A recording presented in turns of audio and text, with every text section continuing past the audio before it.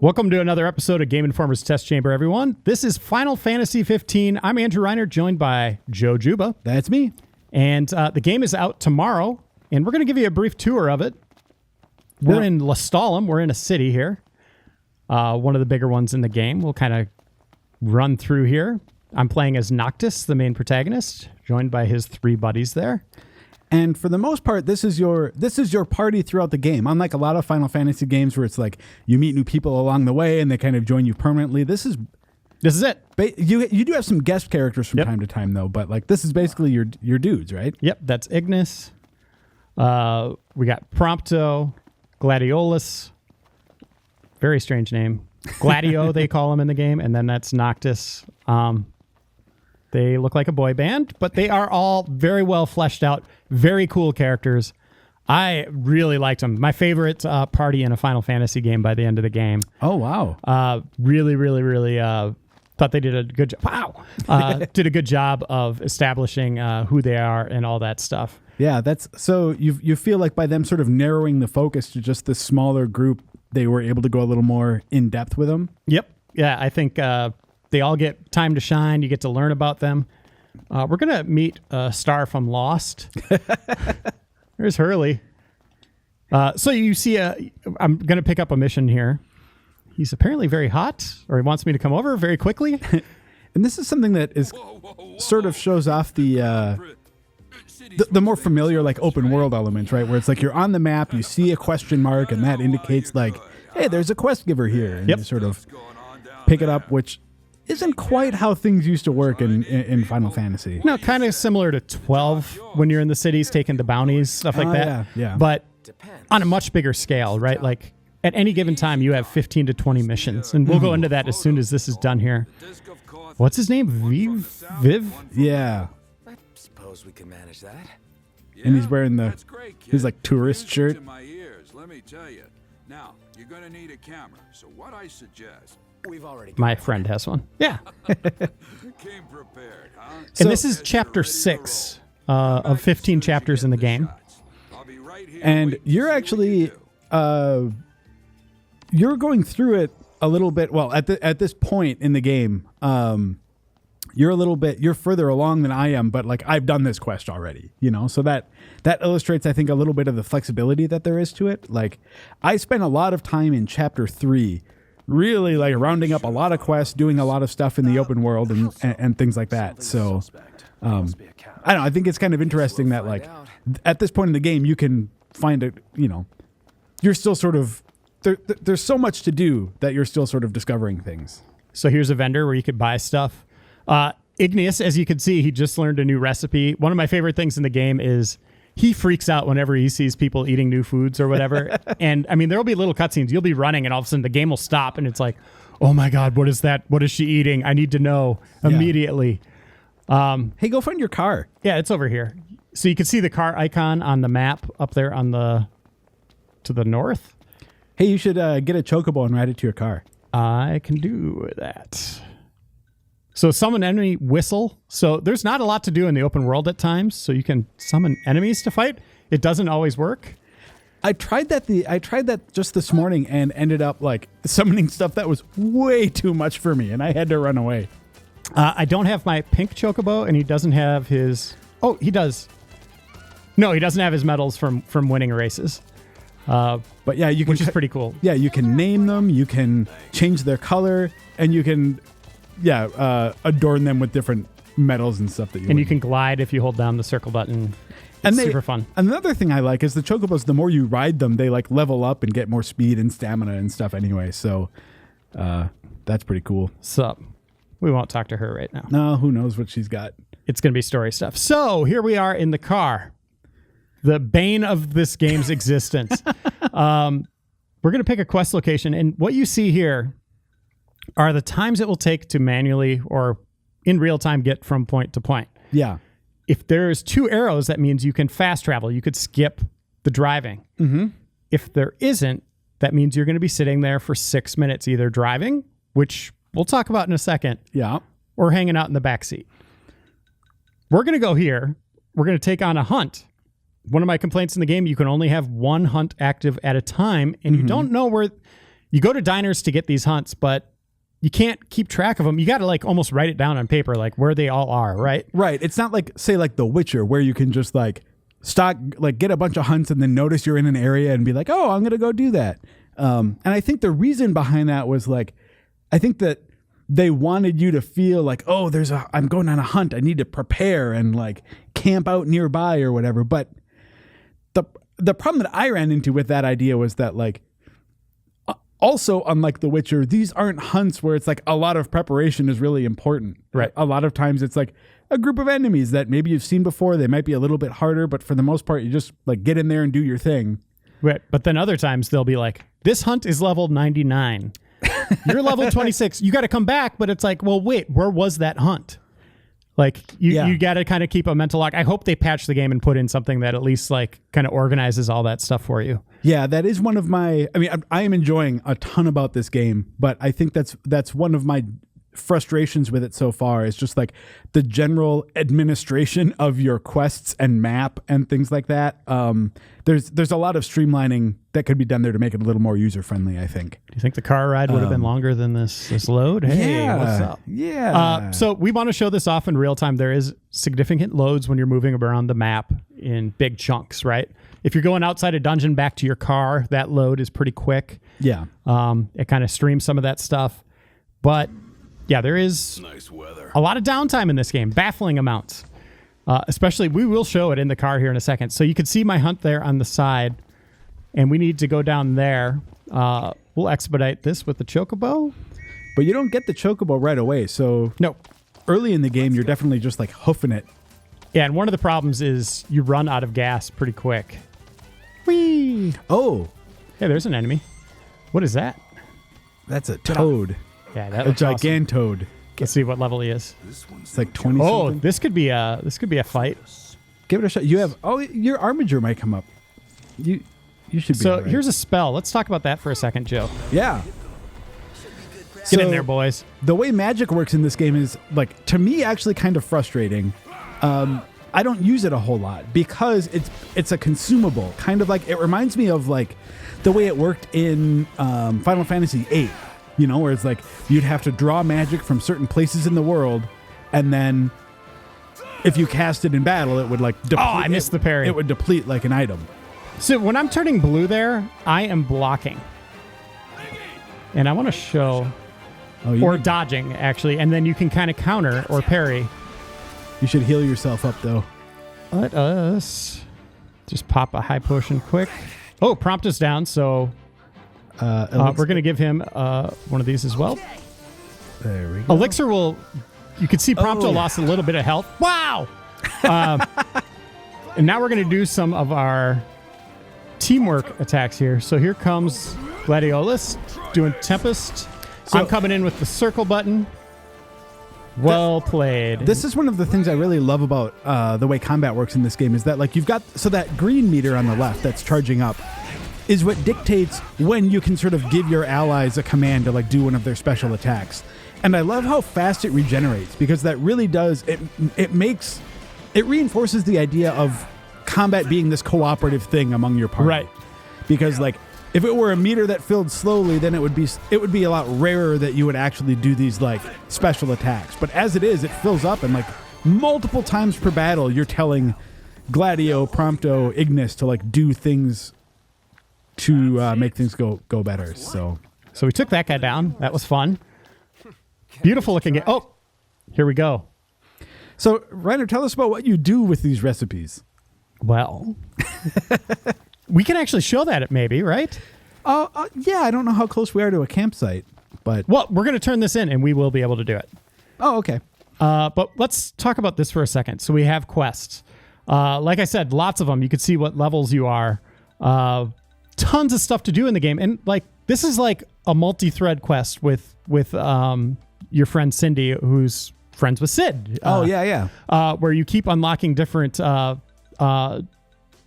subsequent quests. So narrowing something off your quest menu is very difficult because you'll finish one, and then you'll get another strand of that thread, and it's like, oh my god, like it just keeps adding up. Yeah, that was happening to me as I was playing over the weekend. Was like I felt like I was making so much progress, and I would like go into town and turn in 6 quests, and then I'd get like the next phase in 5 of 6 of those quests, so then it wouldn't narrow down much at all. So there I am. I got some magic, and I will show you this real quick. This is how it's elemency, and then you can let's trash one of these. To point out though, that is a lot like Final Fantasy VIII, right? Whereas like there's a draw point in the world, you find it, and then you draw some of this resource, and then we're using that resource to actually like craft a spell. And I'm doing unicast, so this will be very powerful because I combined a bunch of different things in one, and then that will make it. I'll equip that, get rid of Fira. I haven't tried Unicast yet. What is that? Well, we'll show it in this battle here. So here are our targets. Getting close. What do we got here, Joe? These are Garulas. These are those weird, like, Snuffleupagus things. Whoa. So all of it at once. And you can see the electricity there is really doing a number. That will hurt you guys as well. Yeah, so magic is... And that's another reason why I don't tend to use it a whole lot, is because, like, it's a good opener for a fight, but in the midst of things, your guys are like right in there, and the friendly fire makes it sort of hard to use effectively, I think. But I also really like the style that they have going on for this, because I mean, like as you see from the visuals here, it's got a lot more of like the look of, say, like a character action game like Devil May Cry or Bayonetta or something like that. It doesn't control like that. Whoa! But what happened there? I went in for my triangle button attack and got worked. All right. And this is, geez, so much to talk about. So you're using, this axe you're using is a special category of weapon that depletes hit points as you use it. But these are things that you like find in ancient tombs and stuff all around the world. I love how diverse the weapons are. Each one gives you a little different variety. I don't have all of it yet at this point game, but there's a lot of them. Yeah. We'll show that here. You can switch it on the fly while you're in battle. And so you have your standard weapons of different varieties. Noctis can use all of them. Your other characters can't. Mm-hmm. But we'll replace this with sort of the Wise. That's something different. And there you go. There's a high potion. So you want to keep an eye on your other characters. So it is real time. It is kind of button mashy if you want it to be. Or you're using a lot of evasive moves, as I've showed off in that first battle. There is another mode we should point out, too, called Wait Mode. Which is in the... this is 1.1. This doesn't have the newest patch, which we've been playing on. This is an earlier save. But yeah, there is Wait Mode. And there is something... We'll go into the leveling up menu, too. Like you said, there's a lot to talk about. Yeah, here. so much. But so, like, Wait Mode is something that's built more for players who want to, like, be a little more tactical with it. It's... I don't know. I actually like the move to the more real-time stuff, but the new patch 1.02 that, you know, is like the launch patch, has like a whole... Well, it's not a huge tree, but it has a small tree that, like, of abilities that actually let you improve your Wait Mode combat, too, if you want to do it. These guys got a lot of health. Yeah, they do. Which is fun. I mean, the battles are so much fun. I cannot stress this enough. I just had a blast playing this game. This is one of those hunts that I tried early on. Like I was barely ready for it, and I did not do so well my first try on it. And I don't know if I have any summons at this point. You need specific situations, things to happen, like a party member being down, in order to initiate them. You cannot just unleash them at will, but they are super cool. I think you guys have seen probably the Titan before, but there are a variety. I won't spoil who they are. Well, I mean, Titan and Ramu we know about because like those were definitely in, you know, like have been released or in demos or whatever. All right, this guy's going to be down. We should be able to cut these guys down pretty quick. And we should also point out, so like those 3 abilities that your party members have, you can equip them with different ones as you like go through their skill trees and stuff, so you're not always just activating the same ones throughout the whole game. And so one thing I told you this morning, Joe, when we were talking off the air here was it reminded me of Grand Theft Auto 3. Okay. In the capacity of it being a very different experience, just getting their feet wet with something new, Square experimenting with a different approach on open world. Mm-hmm.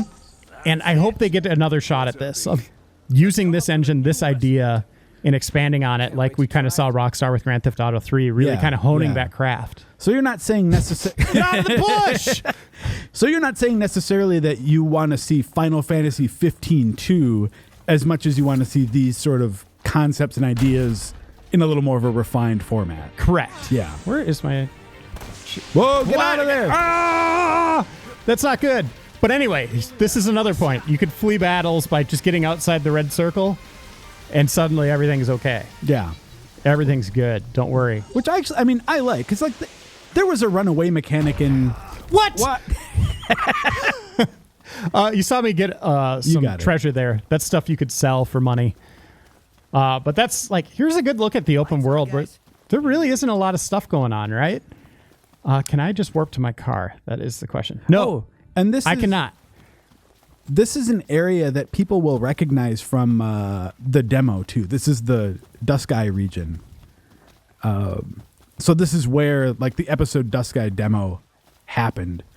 Though there are some things about it there. It's a different gas station and stuff over there. It's not the Hammerhead, but yeah, so the open world, you'll find little things hidden here or there. Sometimes you'll stumble upon a big creature. But it is very open. Like, they really embrace the word open. One of the biggest problems is navigating it, right? Like, the Chocobos are cool. They definitely speed things up. But the car, you don't really have a lot of control of. And we're going to show that in a second here. Easy now. A puzzling, baffling design decision, in my opinion. Mm-hmm.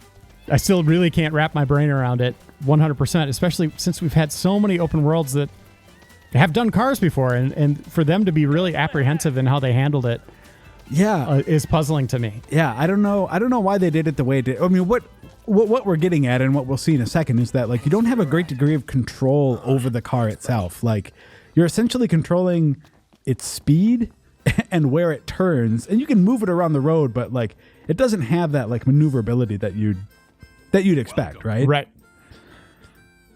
I would like some money for completing the quest and an apple pie. All right, so the hunt completed. We turned it in. We get some gil, high elixir. That's very great for this point in the game. Mm-hmm. And now, actually, when this menu comes up, talk to him about hunts again. Like, go to the far right. What's on your mind? Different things that you can do here. You can eat.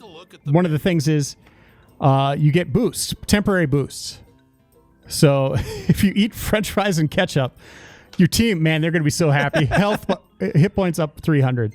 But anyway, here is the hunts that are available right now. This is what I wanted to show, is that this is unique to every diner. So like every place you see like a fork and knife on the map has a different set of hunts that you can undertake. And like I could knock out those two right now, but you saw one was not highlighted, which I can't even like engage it. Right. Not that you'd want to. It's probably too high. Hey, eat some fries. But you can play. Well, let's see what happens at the. We're going to stay at the camper here. Oh, yeah, that's a good idea. It's going to be over here. Gas station is where you buy items. You can go in there and buy what you need, sell your treasures. Most pit stops look exactly like this, which is a little disappointing until you get into cities and stuff like that. Yeah. So this is an interesting... Something about the game that I think is interesting also is that like... So at the end of the game, or at the end of each day, you basically want to like try and find a place to settle down. You don't want to be out at night. Yeah. Bad things happen at night, like really tough enemies. Although if you're a big hunter, high level, you want to stay out at night. Right. But it's also hard. It's hard to drive around in the car at night too, so your maneuverability is limited. But so you have to decide where you're going to stay. One of the great things about the characters is like we showed Ignis with his interest in food. Mm-hmm. We got Prompto here, takes photos of everything you do in the game, and you could save them. And they come into play later in the game. Oh, that's a nice shot. They come into play later in the game. I was saving ones like this. Hey, you've got a nice big gorilla butt over there too with Gladio. Oh yeah, he's really getting in there. But I love that touch where he's just really into photography. He'll call out like locations that are like tourist spots that he wants to get a group photo, and he sets it up on his camera up on the stand and takes a photo. So, okay, we didn't have a meal there. no, that's all right though. So what's interesting is that like as you beat monsters and you gain experience points, but they aren't applied right away. So the reason you need to find a place to stay at night is that's when all of your experience points are tallied. So where your interesting decision comes in is whether or not you want to stay at an inn or like a camper or something, which actually gives you a multiplier. So like the camper you just stayed at is like 1.2 multiplier. Right. So if you gathered 100 experience, you'd actually get 120 by staying there. But and there are places that have like 1.5 and even like a 2 times multiplier. But if you stay at a campsite, those are free, but that's when you get the meals that Ignis can make. And the plus side to those is that those give you these busts that last the whole day. So he makes meals that are basically like better than the ones that you buy at the gas station that give you like huge attack bonuses, huge like maximum HP bonuses and things like that. So Gargantuan at times. Like they will dictate kind of the flow of battle to a degree if you use them in time. So here's our car, Joe. Oh, there it is. Looks a little different, doesn't it? What do you mean? Oh, like different from the promotional shots and stuff? Yeah, because of all the customization and stuff. And let's see here. So there's these you cannot fast travel to. So this one, if you wanted to go do this right now, it will take you 7 minutes. Yeah, 7 real-time minutes that you effectively could just get up and like go get a drink of water or something, except sometimes along the way, like Prompto will be like, hey, let's stop and take a picture. And if you're not there to say yes or no, it'll just default to yes. Defaults to yes. So then you come back. I had a 10-minute ride and I was like, oh, I'm going upstairs to make food and I'm going to play Clash Royale. And I came back down and we were 2 minutes into the trip because dumb Prompto wanted a photo and my guys were just standing outside the car waiting for me. Do a short one. Do the professor's protege. All right, let's do that. Oh, this is a frog collecting mission. Yeah. All right. But this is what happens. You get in the car. Sometimes they'll have a short conversation. Most of the time they're just hanging out, not doing anything. One thing I want to also say that I really, They look so bored. I really like the music in this game in a weird way. And that like really all that good? a lot of the original music in this has that sort of like, twangy truck stop feeling that is, I think it's appropriate, but it's not exactly catchy, right? But when you're driving, you get to choose other Final Fantasy soundtracks if you buy them at like truck stops and stuff. So it's like the whole soundtrack to this game is like a Final Fantasy's greatest hits if you're listening while you're in the car, which I think is really cool. It is cool. Yeah, I really like that aspect of the game. I do not like the truck stop music. It just seems like it doesn't fit Final Fantasy for some reason. I know they're trying to go for vibe and all that. I was just like, ugh. It just seems so generic. Yeah, I guess for me, I felt like it fit the tone that they were going for of the like, you're away from home and listening to some like. Oh wait, what are we doing? Oh, why did they stop? I think you had them stop. No, there was like red. It was like they're getting attacked, and then nothing happened. Oh, okay. Where are you? Is he going to stop right here? Oh, that is where. Yeah, I guess that is where you're supposed to stop. Oh, let's show what it's like to actually drive the car. Oh yeah, we should do that. So we were riding in the back seat there, but you can also drive the car manually, and Let's hit it. Roll out. you can kind of move it left and right a little bit. It's all kind of on rails. It kind of auto adjusts, as you can see. Well, you can do more. I mean, like try and ram the far left. Try and ram the left guard posts. Won't let me. That's so again. You can run into traffic if it's over here. Yeah, that gets turning. If you turn, we'll get to one up here, maybe. And see, for you, this was a big problem. For me, it didn't bother me so much. But there isn't a lot of road here. It's like a Grand Theft Auto country, right? Like there's not a lot of little roads that you're turning onto. Mm-hmm. It is just big stretches. So you'll be going down these over and over. And I totally get the idea of like, we want you to feel like you're on this long journey and you're really traveling places. But look, the guy's reading a book. That's what we were at. You really don't like the fact that he pulls out a book sometimes. Well, it's like telling me like, dude, pull out your phone. There's nothing going on. But yeah, you really don't have a lot of control here. I want to get to, let's see, where are we? Okay, we're coming up on, which way are we facing?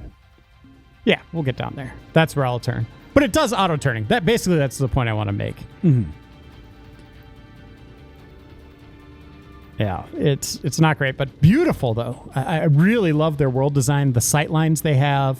Yeah. See, for me, I think about games like Grand Theft Auto. Let's investigate that. Like, nice. Even like The Witcher, Witcher 3, where it's like, in Witcher you have your horse, and GTA you have your cars, but like the actual, like the degree of control, the navigation getting from point A to point B, to me is never this big draw. Like that is not super important to me, unless you're talking about a game like an open world like Saints Row, where the vehicles are just like crazy and there's just crazy fun stuff that happens along the way. I get that, but when there's fast travel there. Just let me fast travel everywhere if I don't want to engage that part of the game. If I have a 10-minute drive for a mission I want to do, that's awful. Yeah. That is a long time of nothing happening. So we're just kind of looking at what's here, by the way. I do feel, and you See say if we find an item. You say that there's a degree of inconsistency to this later. So far, where I am in the game, once I've been someplace, it lets me fast travel there later. So Ooh. What? See, there we go, Joe. You were asking where I got Scraps of Mystery. I just found number 7. Yeah, I haven't found any of those yet.